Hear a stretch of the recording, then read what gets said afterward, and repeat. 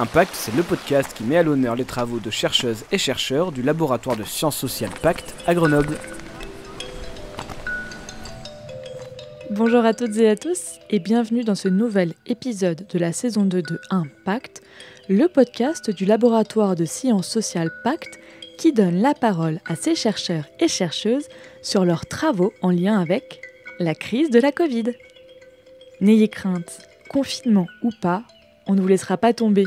On vous donne rendez-vous pour un nouvel épisode toutes les 2 semaines, le mercredi. Et aujourd'hui, c'est au chercheur Stéphane Cartier qu'on laisse la parole. Bonjour Stéphane Cartier.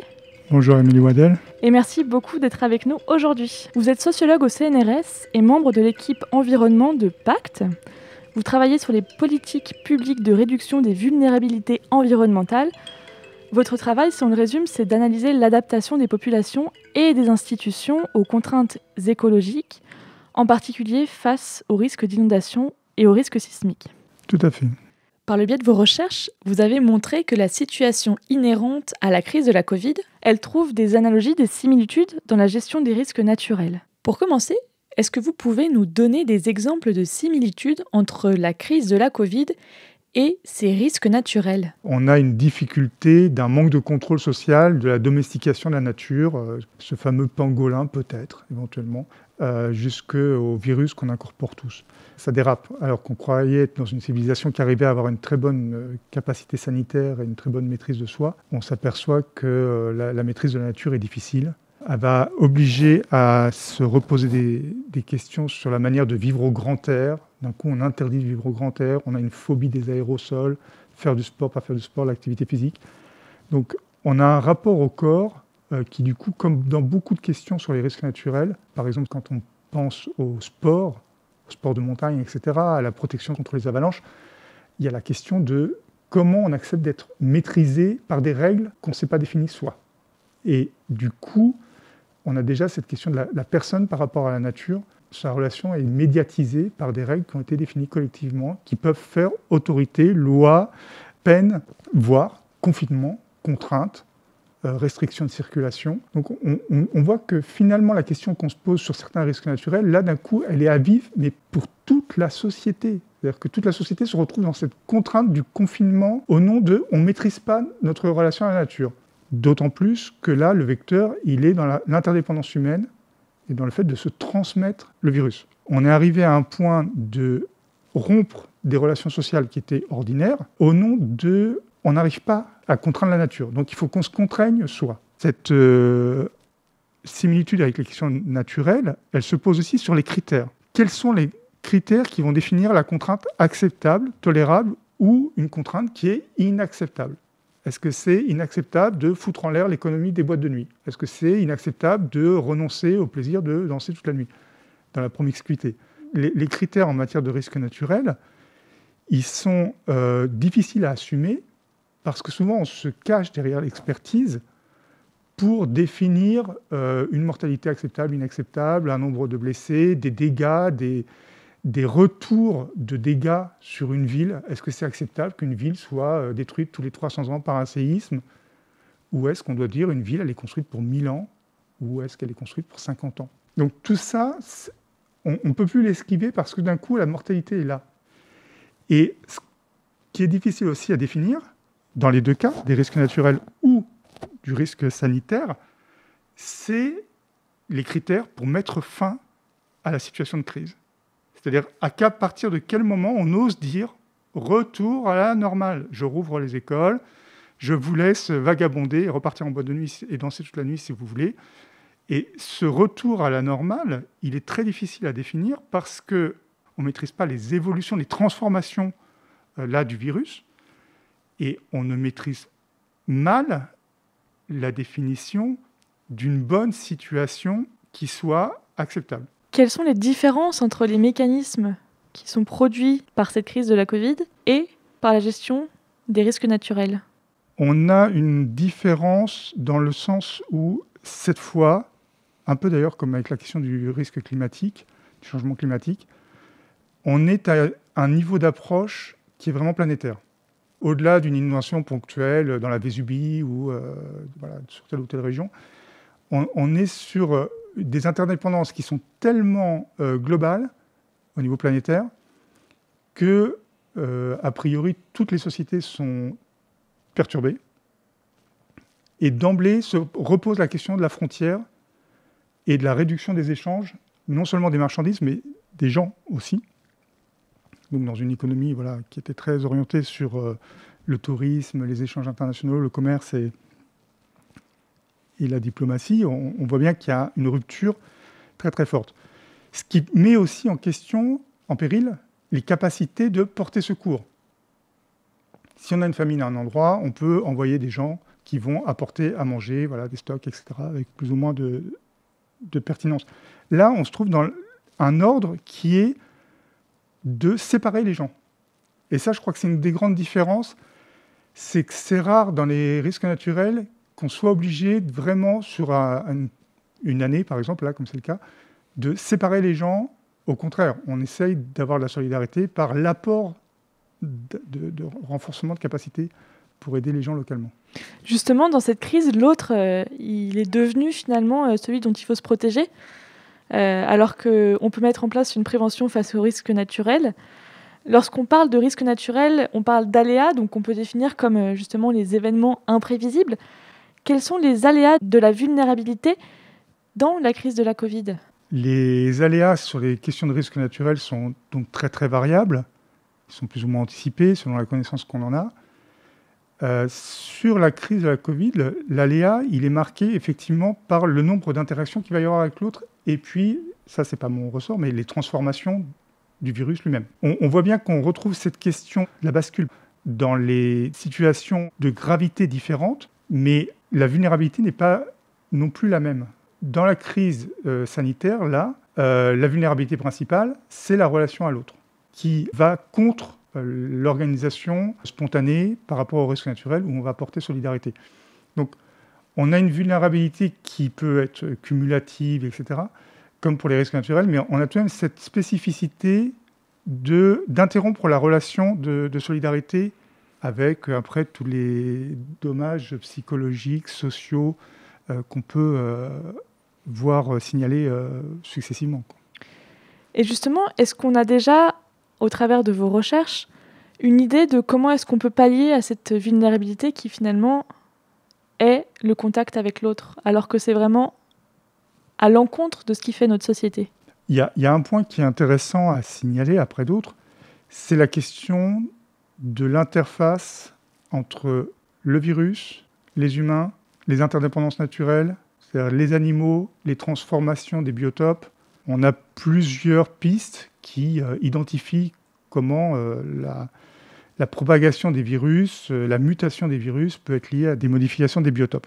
Ça va nous amener à des questions très dures, très locales, très familiales, jusqu'à, si par exemple à un moment on s'aperçoit que les chats domestiques sont le réservoir positif, mais pas touché, pas mortel pour eux, du virus, est-ce qu'on supprime tous les chats domestiques dans nos pays ?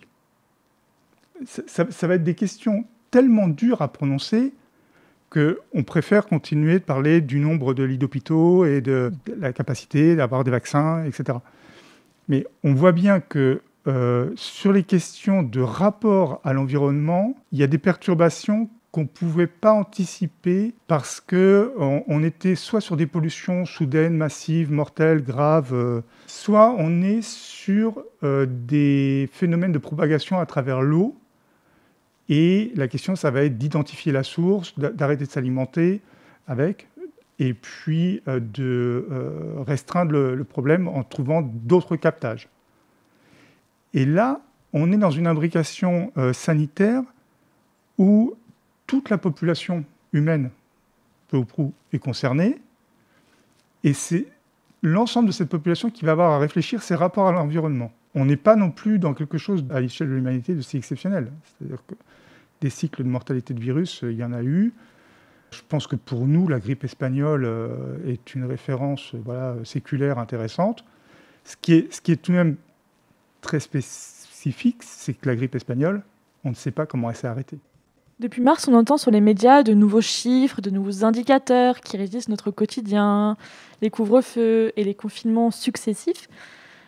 Est-ce qu'on ne s'est pas un peu habitué à un fort taux de mortalité qui ne serait pas tolérable dans d'autres circonstances, notamment dans le cas de risques naturels? Les mortalités tolérables, elles sont réfléchies par rapport à la démographie ordinaire.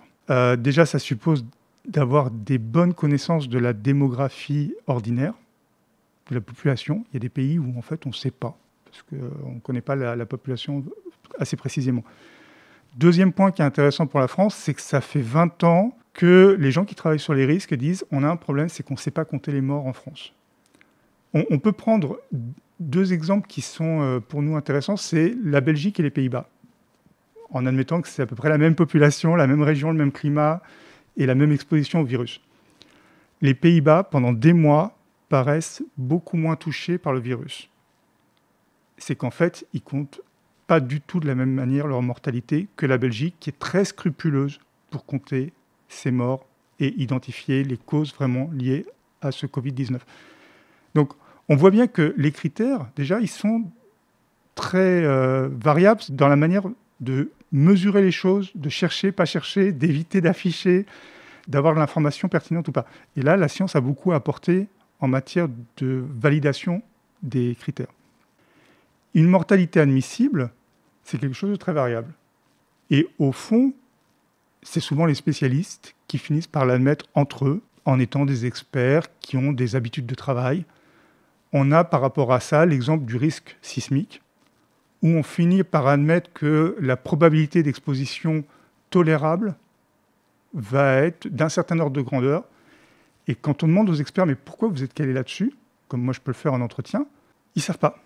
Ils disent « j'étais à telle réunion, ça s'est terminé qu'il fallait choisir un niveau de référence. » Et peu à peu, on voit que ça se fait dans une espèce de communauté d'habitudes de travail où on va admettre qu'avoir telle mortalité sanitaire, c'est normal sur certains types de cancers, etc. Pour ce qui est du risque sismique, quand on va au-delà des réunions et qu'on reprend les documents, on s'aperçoit que ça a été admis à un niveau européen par rapport à la référence suisse qui, elle-même, s'est basée par commodité sur la mortalité automobile suisse comme étant quelque chose d'admissible. Donc on est en train de définir les règles de sécurité de construction de nos immeubles par rapport à la mortalité automobile suisse admissible. C'est quelque chose qui évolue aussi. La mortalité automobile a beaucoup diminué en France, tant mieux. Si on avait encore la mortalité de 1975 actuellement, ça nous semblerait insupportable. On en arriverait certainement à dire on arrête toutes les voitures. Le travail, il a été progressif. Il est évident que le surcroît de mortalité au moment d'une épidémie, il est brutal. Avoir 1000 morts à l'heure lors de la fameuse bataille de Marignan, c'est admis, c'est la guerre. Avoir 400 morts par jour en France, en 2020, c'est inadmissible. Donc on a un effort administratif énorme pour protéger la population et qui va jusqu'au point que personnellement, je n'avais vraiment pas imaginé possible de bloquer tous les pays en disant on arrête l'économie et on stabilise la mortalité par ce confinement général. Dernière question, Stéphane Cartier. Comment est-ce que cette crise elle a affecté vos travaux ou vos manières de travailler ? Personnellement, j'ai la chance d'être assez privilégié. Je fais un travail très intellectuel où je dois lire et écrire. J'ai été très peu affecté directement personnellement et du coup, on peut se croire dans une certaine tour d'ivoire. Bon, néanmoins, outre les questions d'enseignement qui sont d'une difficulté redoutable, enfin, on est tous dans l'expérimentation, il y a la question du rapport au terrain qui se trouve très, très perturbé. C'est-à-dire que les travaux que je mène sur les risques naturels sont très internationaux. Je suis très, très engagé sur le pourtour méditerranéen, entre autres au Liban. Le confinement fait que, depuis 1 an, on s'écrit, on se parle au téléphone, on fait beaucoup de webinaires, mais on a une perte totale de vécu du terrain, de relations, de stimulation par le fait de créer des nouvelles choses en innovant à plusieurs.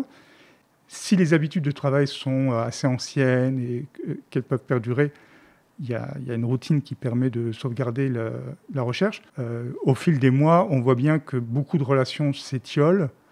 Et même si on a une curiosité de connaître comment, dans différents pays, l'adaptation au confinement a fait apparaître des ressources, des solidarités, des difficultés, on a tout de même à revenir sur le terrain Et ça, je crois qu'on n'est pas préparé parce que aussi on est dans des systèmes hiérarchiques très forts où la question de la responsabilité qu'on étudiait avant pour les autres finit par se projeter sur notre quotidien de travail à travers un principe de précaution diffus jusqu'au moindre bureau. Merci beaucoup Stéphane Cartier, c'est la fin de cet épisode. Eh bien, merci. Je rappelle que vous êtes sociologue au CNRS et membre de l'équipe environnement à Pacte. Impact, saison 2, épisode 4 avec Stéphane Cartier, c'est déjà terminé pour aujourd'hui. Si vous avez aimé cet épisode, n'hésitez pas à nous mettre 5 étoiles et un commentaire sur Apple Podcast. Et surtout, parlez-en autour de vous, c'est très important pour nous. À très vite pour un nouvel épisode de Impact, le podcast du laboratoire de sciences sociales Pacte à Grenoble.